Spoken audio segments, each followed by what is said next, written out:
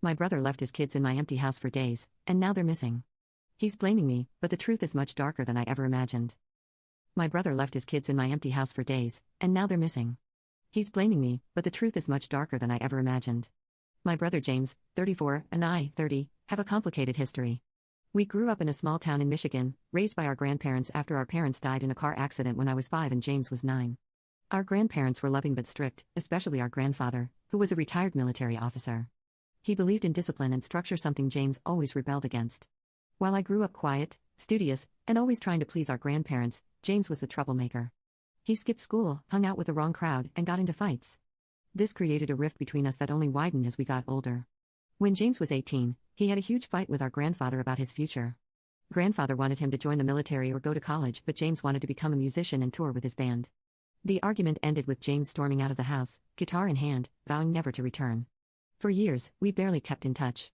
I'd get phone calls or texts now and then, usually when James needed money. It hurt that he was absent, but I was also angry at him for abandoning our family. I focused on my studies, earned a scholarship to college, and built a life for myself. James's life took a different path. He married his high school girlfriend, Lisa, when she got pregnant at 19. They had Daniel, who's now 15, and Carol, who's 12, a few years later.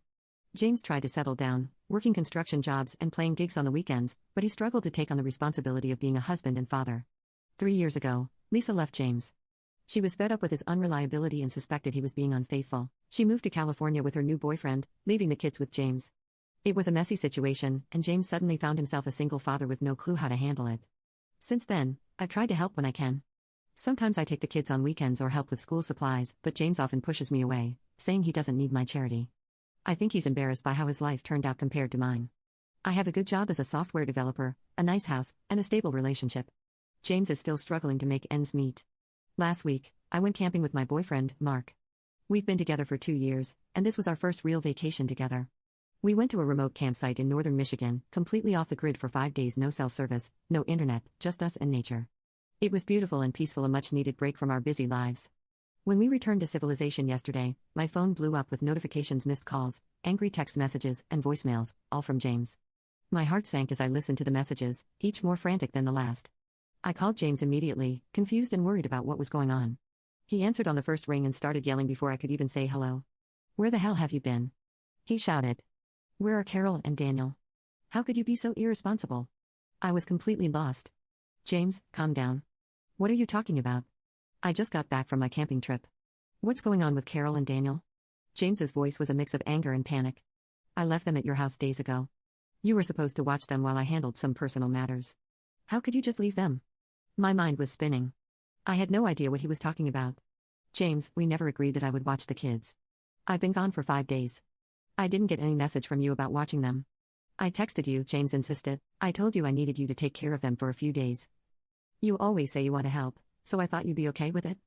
I checked my phone again, scrolling through my messages. Nothing. "James," I said slowly, "I didn't get any message from you." There was a pause on the other end of the line. When James spoke again, his voice was lower, almost timid. "I didn't actually see you when I dropped them off. I was in a hurry. I told them to ring the doorbell and wait for you to let them in." A chill ran down my spine. "James, are you telling me you left your kids outside my house without making sure I was home or that they got inside safely?" "I had to leave quickly," James said defensively. "I thought you'd be home. You're always home." I took a deep breath, trying to stay calm. "James, the kids are missing now because you didn't make sure they were safe. This isn't my fault. We need to call the police." "No," James's voice was sharp. "We can't involve the police. I'm in some legal trouble. If the police start investigating, it could make things worse." I pressed him for more information about his legal troubles, but he wouldn't give me any details. He just kept insisting that it was my fault for not being home and not checking my messages. "James," I said firmly, "I didn't get any message. You should have confirmed that I was available before leaving your kids. This is your fault, not mine." You can click on share more to see if there is a part 2.